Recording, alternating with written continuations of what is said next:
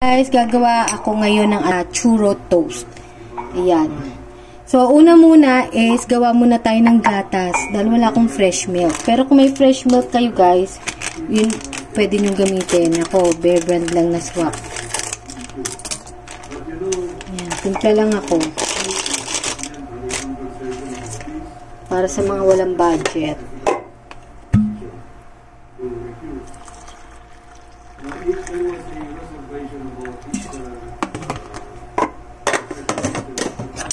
Kung nakaka-LL kayo sa buhay, pwede ng fresh milk. Ayan. Ayan. Set aside na muna natin to. Next naman natin gagawin is yung chocolate syrup. Yung madali ang version lang.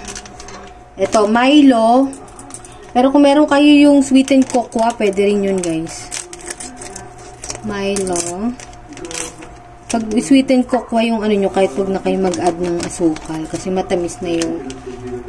Ako maglalagay ako kasi hindi naman masyadong matamis ang Milo. Pero kung para sa inyo matamis na yung Milo at ayaw nyo na matamis, pwede nyo na yung skip yung asukal. Pero kung magdadagdag ako ng 1 tablespoon na sugar. Tapos maglalagay tayo ng... Bawas na lang ako dito sa gatas. Bawas na lang tayo dito. Ayan. Paunti-unti lang lagay para kasi kailangan medyo malapot-lapot siya ng konti. Ayan.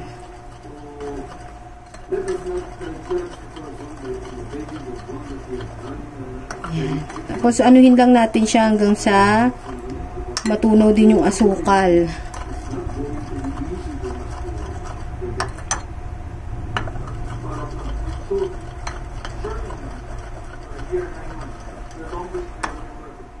Yan. Yan o, diba? Medyo malapot-lapot siya. Yan, okay na yan. Set aside muna natin. Yan. Tapos, meron akong tinabi ditong tasty. Kasi alam niyo naman, pag bumibili si mama ng tasty, nagtatabi na ako para sa project. Kasi nga, minsan lang kami bumili. So, 4 to. Yung 3 para sa churros. Yung isa para do sa Milo French toast. Ayan. So, itabi muna natin yung sa French toast. Tapos yung 3 para sa churros is ifa-flatten natin siya. So, baso na lang ang pang-flat ko. Ayan.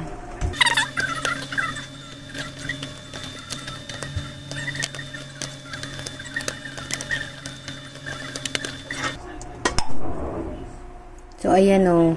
Lumipis na siya. May butas-butas kasi ito eh. Pero okay lang. Na-flat pa rin naman siya. So, gawin nyo lang yun dun sa iba pang tasty.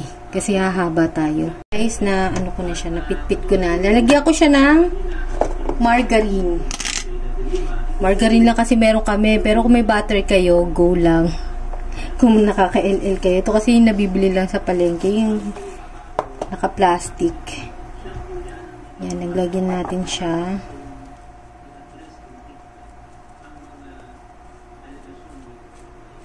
Para pag nirolyo natin mamaya, didikit. Kasi irorolyo natin yun. Ganyan. Rolyo.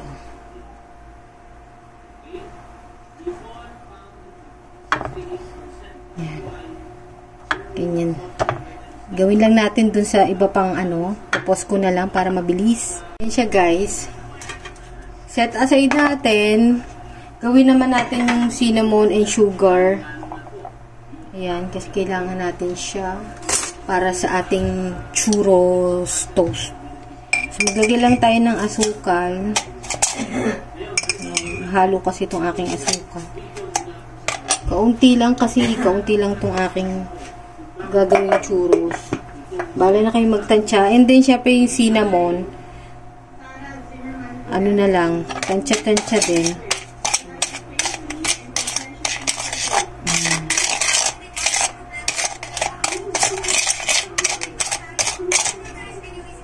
Yan. Tapos, set aside din natin kasi mamaya pa naman ito kailangan. Tapos, kailangan natin ng itlog. 1 egg. Ayan. Isang itlog lang. Kasi kaunti lang itong ating gagawin.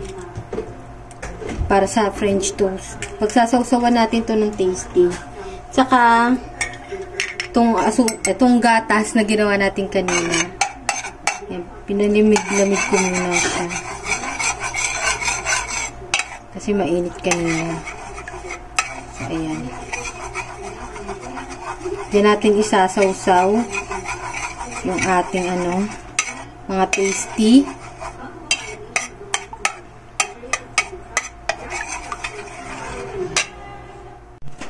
Sa churro toast, ito natin mga kawali. Mantika, syempre. Mantika. Kasi tayo magpiprito.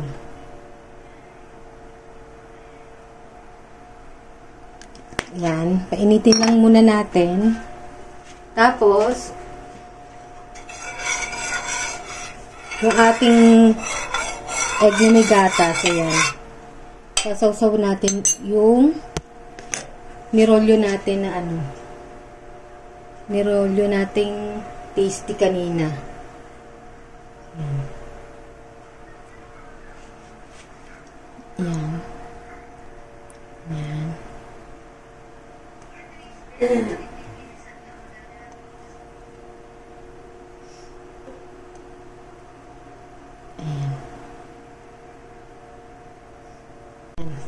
Mainit na. Hindi na natin yung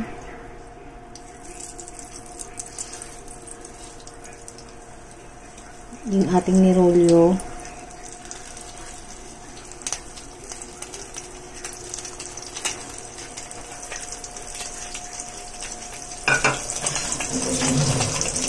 Papa-browning lang natin siya, guys.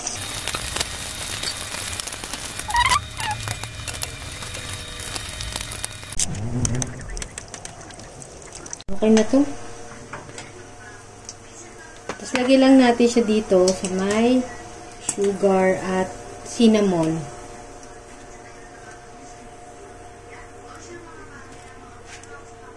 Tapos, syempre, irurolyo lang natin yung ating tasty sa sugar na may cinnamon.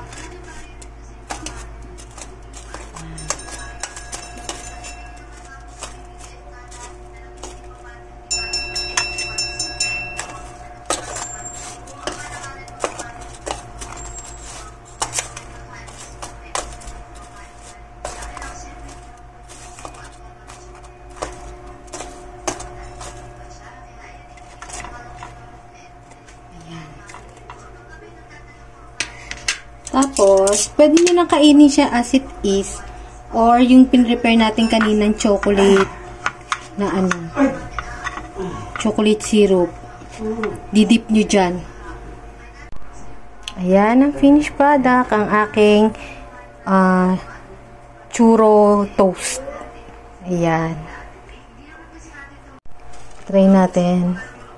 Try natin walang Sige, try natin isawsaw. Ang init pa. Sarap. Pwede nyo nakainin to, guys, nang wala ng chocolate syrup pa. Kasi matamis na rin yan.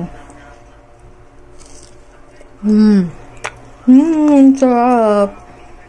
Sarap din. Try nyo to, guys. Hindi ako mapapaya sa recipe na to. Tapos.